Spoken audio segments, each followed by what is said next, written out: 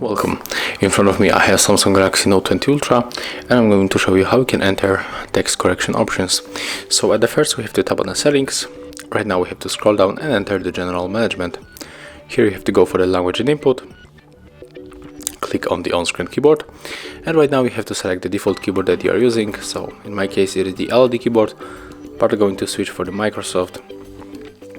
I think the most of you got the Microsoft SwiftKey keyboard as a default. So let's enter the keyboard. Here you have to enter the typing, and as you can see here we got the all autocorrection options. For example, we can turn off the autocorrection here and also the quick period. And that's how it looks. Thank you guys for watching. Leave thumbs ups, comments and subscribe to our channel.